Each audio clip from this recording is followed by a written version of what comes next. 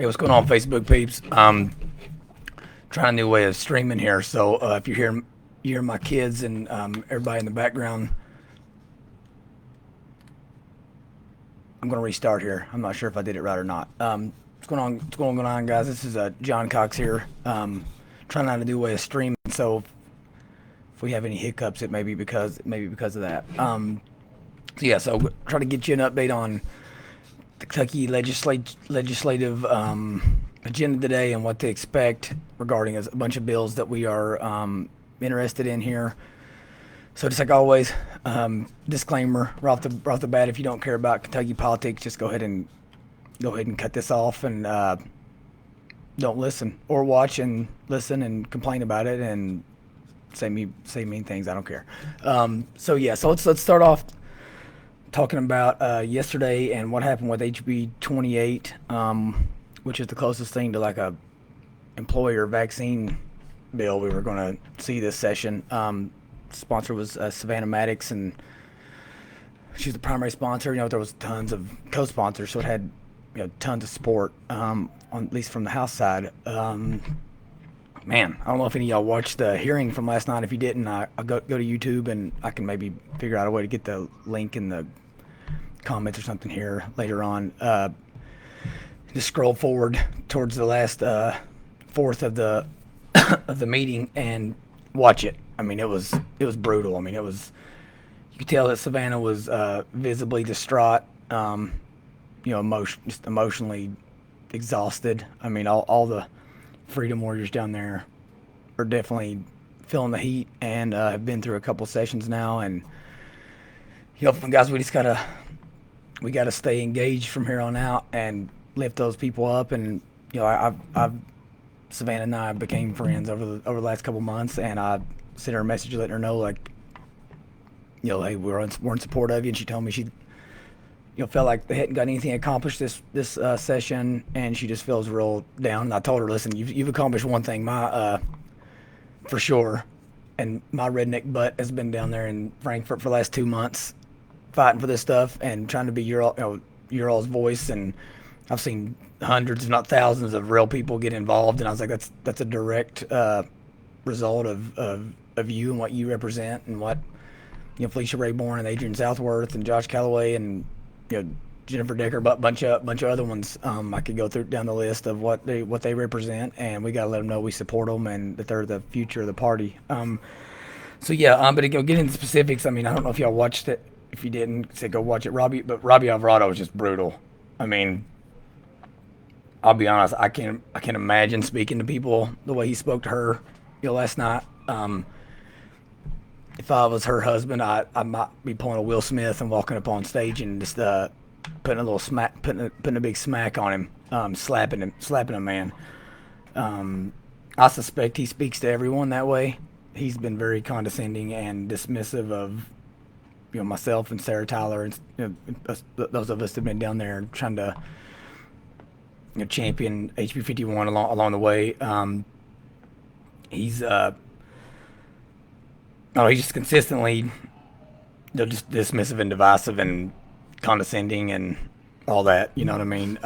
He continues bringing up discussions of the sponsors not coming to him and lobbying him, and I guess he's wanting him to kiss the ring. That's the only thing I can figure. But in layman's terms, what he's saying to him is, things aren't happening the way they're supposed to happen in Frankfurt, and I don't like it. And so all you got to do is go to my man's campaign website or campaign page or whatever, and you will see that he is the absolute definition of political swamp creature. Just look at his donors and how much he's raised and all that. I mean, he definitely has higher aspirations. So we got to let him know after this. We don't support of his tactics and all that. He said the statements of the sponsor not coming to him. I mean, here's what I'll say. I don't care if the sponsors came to you. So many civilians and constituents had reached out to him, and we have a very strong coalition in Montgomery County, and the people down there, Jill that runs their, I mean, she's very very engaged and is always in on any kind of call to action or anything like that. And so he knows these bills are important, and he's just hiding behind that, that decorum or whatever you want to call it on how things work in Frankfurt.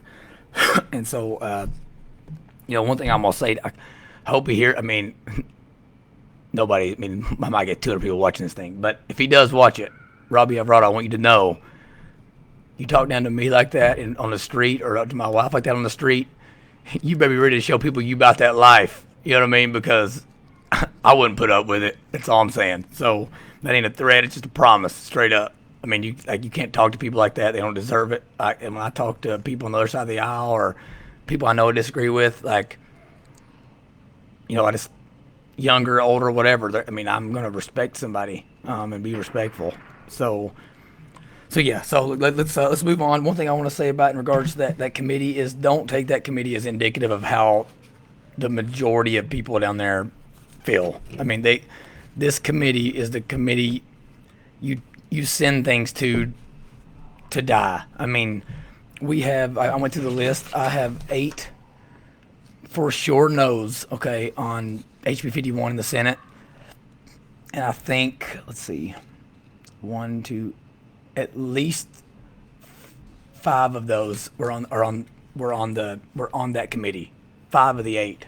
So yeah, I mean, that shows you how tough it is. But for all y'all that sent emails and texts and have been calling and messaging and all that with them, thank you so much for continuing to, put up with the condescending nature of how he tends to speak to people and all that, and just keep it up on there. So, all right, now moving on to HB 51. Again, this is our last and our best hope at getting anything through like COVID related during this session. I mean, I continue seeing people misrepresent this bill and keep calling it it's unmasked children, all that. Like, it does unmask children, okay? But more importantly, because of you guys, because of us, all of us, it does more than that. It unmasks them. It keeps them from being able to be habitually tested.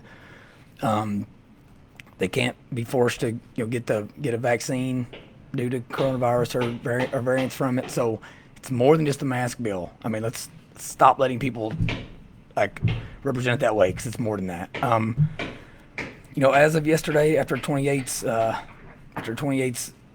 vote down, I'm sure everybody got down and was thinking everything was done. But let me tell y'all, we've been in the trenches. All right, so I mean, I'm not 28 was one we'd been talking about and trying to help with, but we haven't been down there really championing it, because I'm trying to champion our children and our babies, and the message is positive and all that. So I agree with that bill. I mean, it didn't have I don't think it has the grassroots support, or was at least, I think it does have the support, but it wasn't getting the grassroots outreach that 51 has been getting out there for in the buildings in Frankfurt. So yeah, so today here's what we expect to see. So right now 51 is attached to 2 bills that's already they're already in order. So if the bills were to be called today, they wouldn't have to suspend rules, anything. Okay, so first of all, it is attached to Senate Bill 138. That's was sponsored by Max Wise. It's already on the House side. We've already gotten assurances that that bill's going to get a vote. And if it were to pass on there, it would go back over to the Senate for concurrence. And obviously, it's still got to, it would have to get some kind of a vote in the Senate. But normally, if they get into concurrence, then it's not going to go to the floor for a vote unless leadership already knows it's going to pass. So that's also the same bill number that we have the obscenity law change attached to SB 211 that Josh Callaway was gracious enough to get attached on the House side for Adrian Southworth. Thank God for both of them. They've been so big in this. So SB 138, we've been told it would get called today, so that's one to be watching out for. It also has a couple other, another curriculum amendment that I don't know if it'll get called or not.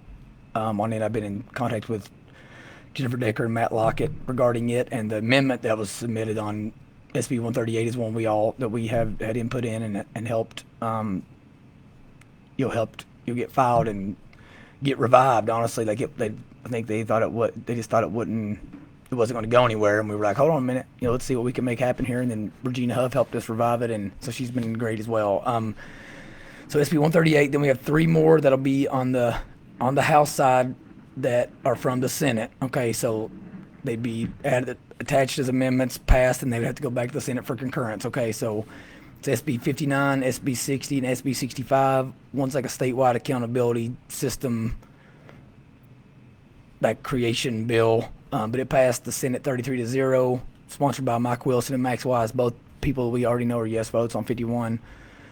SB 60, which is like relating to preschool education. It's a Max Wise sponsored bill. It passed 27-0. And then we have SB 65, which is like it's a bill related to deficient administrative regulations, sponsored by Stephen West, which we know is a yes vote, and it passed 28-7. So, assuming those are bills that they want to pass, or that they care about and want put into law, if 51's attached to any of them, they would have to concur with it for it to go into law. Now, obviously, we want it to get attached on the Senate side because we know the House will concur with it. All right, so we want it to come from that side if possible.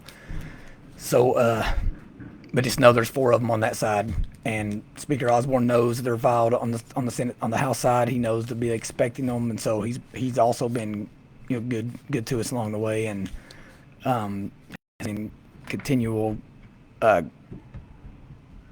continued dialogue with me, and actually I've texted back and forth with him this morning. So definitely thank you to him for that. Now on the Senate side, this is where the fireworks are going to possibly happen. Okay, so we got this thing attached to 1, 2, 3, 4, 5, 6, 7, and then plan on 2 more. So upwards of 9 bills that's going to be on the Senate side. All right, so you may be asking why are we attaching it to 9 bills and why do all that paperwork? Well, here's why. Because the only bill that it would be in order on is HB 517, which is the White's Law that was sponsored by Brandon Reed and passed the House 95-1. But would basically give kids like an excused absence if they're a part of the PAGE program, in Frankfurt and and stuff like that. So if that bill's called, we have the amendment ready to go on it. Here's the deal: they probably weren't planning on calling that bill before Wednesday or until after the veto period, because it's not a controversial bill and it's kind of a feel-good bill. So we've got it filed to that one, and that was one that Southworth cooked up, and it was a genius move with the hopes of like, hey, since we got it on this bill and we know y'all wanted to wait on it, if you don't want to deal with 51 on it, you better deal with it now. And so that's the hope, is that they'll listen on some of these other ones. So let's go through the other bill numbers. So first one, I'll try to go in order of chronological order here. So HB 3, that's like the big abortion bill. It's got 58 sponsors. Primary sponsors Nancy Tate. It passed the House 77-20. Some people may say, well, we don't want to put that bill in jeopardy. Remember this on amendments, okay? They can pass the bill without the amendment. We just have to do whatever we got to do to make them go on the record with a roll call vote for 51. Okay, so we've got HB 3 there. Next one is another leadership-driven bill, and bill I know they want bad, which is HB 9. So it's the charter school bill. Why expand out our public school choice? Or I know they're not public schools, but they're still under the purview kind of there. But why expand out our school system if we don't have assurances that they're not indoctrinating kids and they're not going to continue stunting their development by putting diapers on their face and like exposing them to habitual testing for no reason, or making them take shots that they don't need. So like they may be mad at me for that, but like I've said all on the way, I ain't trying to make friends. You know what I mean? So McCoy's a sponsor on that one. It would be awesome if it got attached to that one, because Adam Koenig is one of the sponsors, and he was a no vote on HB 51, and I would love it for it to pass on something that he was a no vote on. But that one only passed the House 51-46. So if we want to talk about popularity and support, HB 9 that everybody thinks is the you hear everyone talking about is awesome, got less votes than HB 51 or HB 28 in the House. All right, so it was 5146. Then the next one is HB 174. This is a Julie Rocky Adams suggestion, and it's actually a Democrat-sponsored bill. I think Ron Dotson's the only Republican on it. That doesn't mean he's like a bad guy because he's on the bill. He's definitely a patriot and an ally of ours. But it'd be kind of funny for it to pass on a Democrat-led bill. But Julie just suggested we put that one on there, so I think that we're pretty safe to think it on that one. It could come up, but it has to. I didn't even put notes on here on what it does. I just know it passed 82-0 on the House side, so 51 shouldn't hurt it, and the House is definitely going to, concur with it. So yeah. So then the next one is HB 222, which is another Democrat-sponsored bill. Dealing with exercising a person's constitutional rights. So I think that's a perfect one for to get attached to. It passed 82-0 as well. So that one wouldn't need a title amendment. I was a little slow on this one. So the one right before that would have been HB 221. David Hale's the sponsor on it. I don't know that we've got it attached to that one yet. It's like a school bus safety bill, but it passed 87-5. Regina Huff is one of the co-sponsors on it. And then next up would be HB 270, another one from Nancy Tate. It's like a child sexual awareness curriculum. I don't like it at all at the beginning because it actually would be like teaching kindergartners and that young ways to look for sexual abuse. I mean, I just don't know that that's something I want them dealing with at that young of an age, but I think they're fixing it or whatever on the Senate side, and so that we're attaching to that one.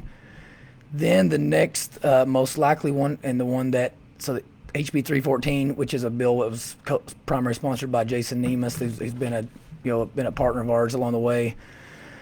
If 51 wouldn't have, if it wouldn't have, when they whipped it in caucus before it got a vote, if it wasn't going to pass on its own, then they were going, we'd already filed amendments to 314 on the House side to include 51 on it because it was a Julie Rocky Adams led bill.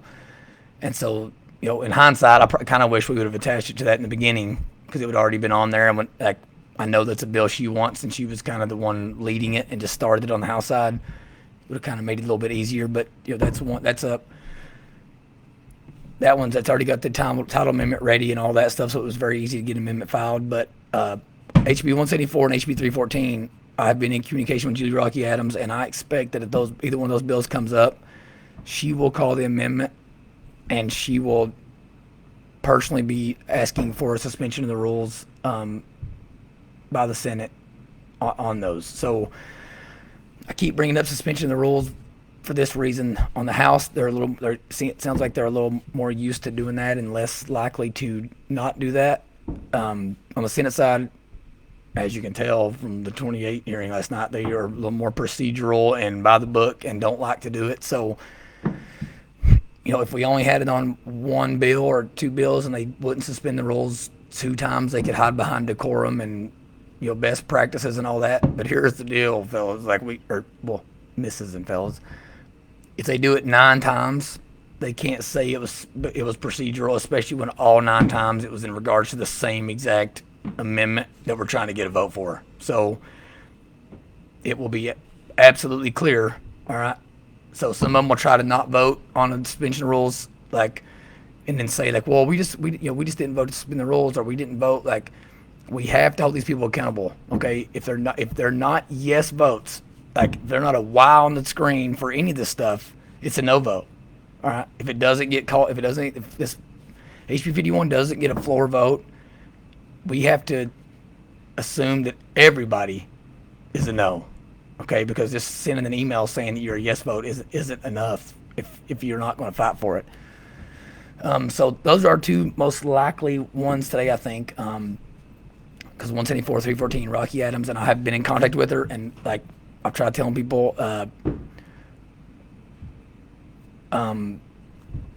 me see what my text message says here right now.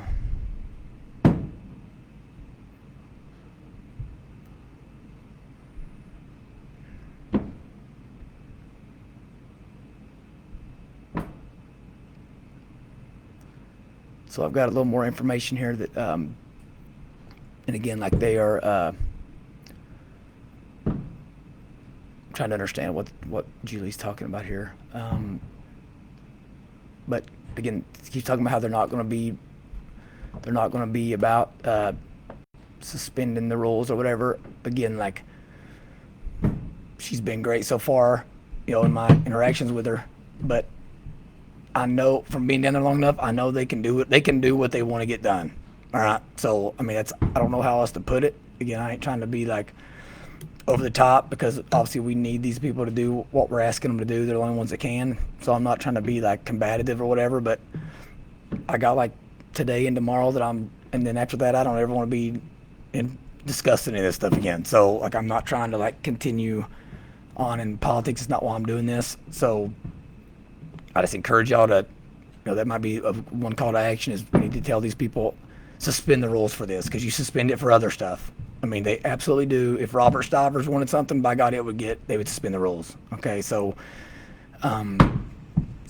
we know that. So we know it's good to go on HB 222.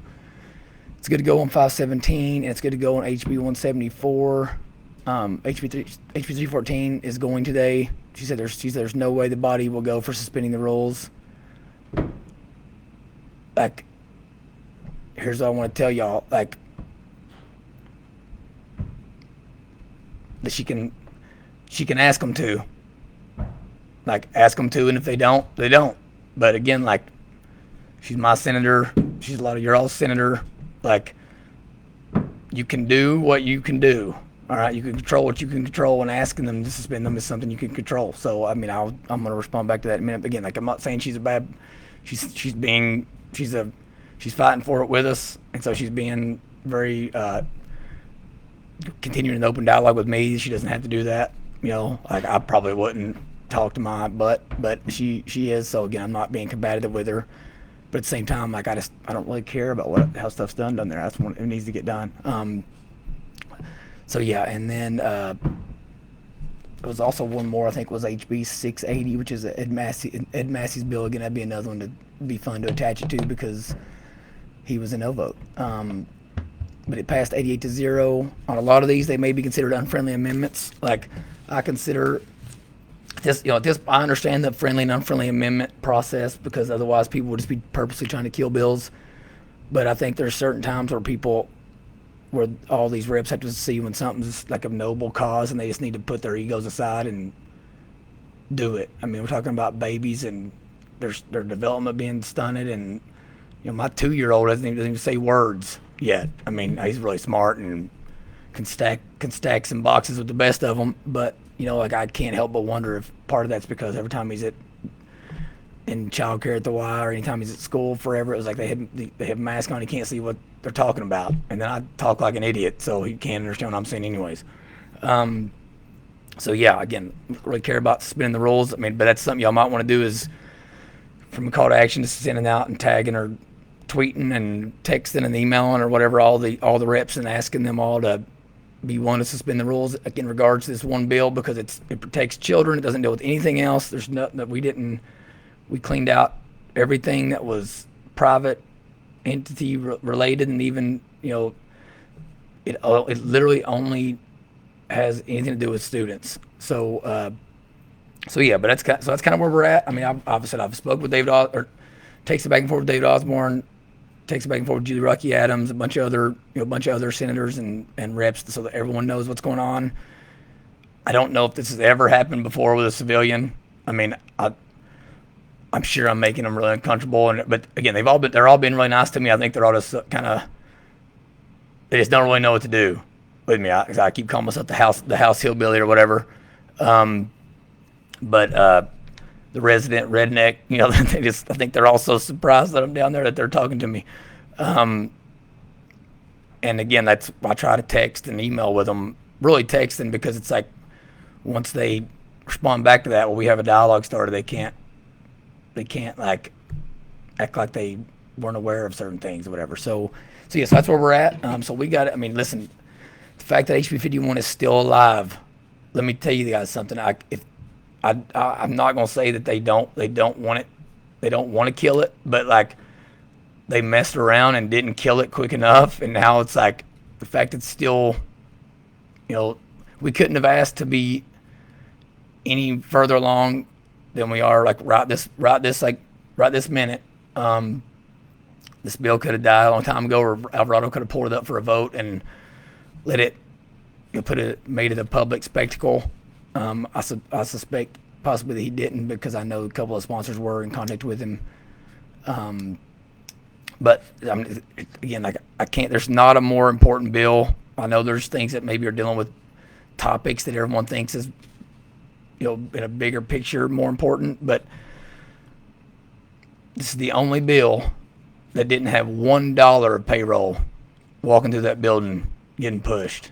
All right, there wasn't one person in leadership that was championing this HB 51 from day one. All right, it started with Sarah Ferris Tyler and her group. I know they were down there at the same time, but started with Jefferson County Kids Matter and our little group of 3 or 4 people going down there and getting laughed out of the room by some of our own reps. I mean, now some of them came around and they are allies, but they were just kind of like, we're not wasting our time on that.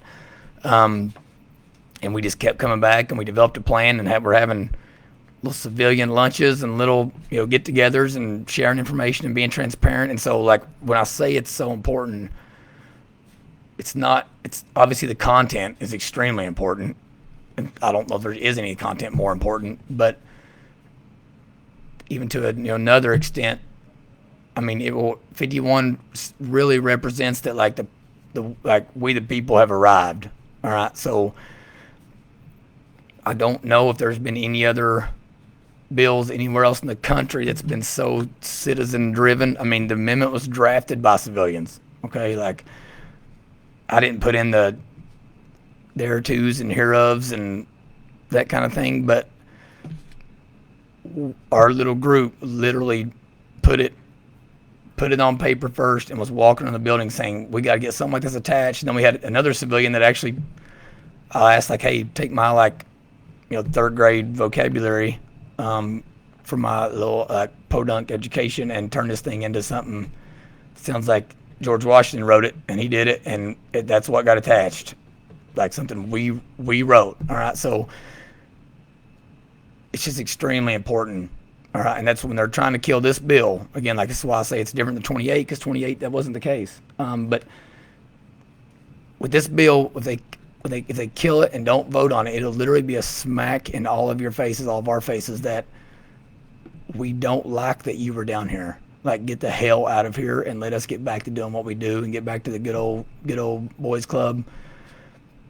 And so, like, but I truly believe that the majority of people down there don't want that.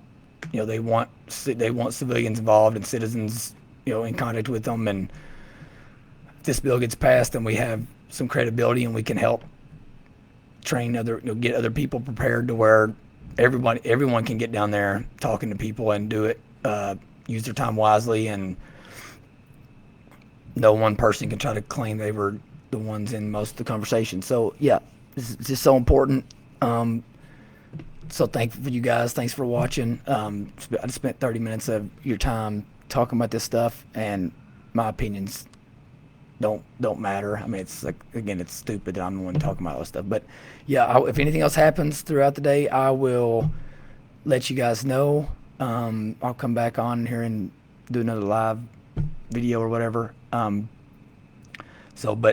feel free, share this video anywhere you want. Again, I don't care. I'm not trying to make money off any of this stuff, and I know it's asinine that I'm doing them in the first place. But like, share, comment, whatever. I don't know what makes the algorithm work, but let's do whatever we can do to maybe hopefully get some of those legislators to, while they're bored sitting in chambers today, maybe watch a couple minutes of this and know that it's important. Post it in your groups, all that stuff. So if you have any questions, shoot me a direct message or an email or a text, for those of y'all that have my cell phone. If not, thanks for listening, and y'all have a good rest of your afternoon. Bye-bye.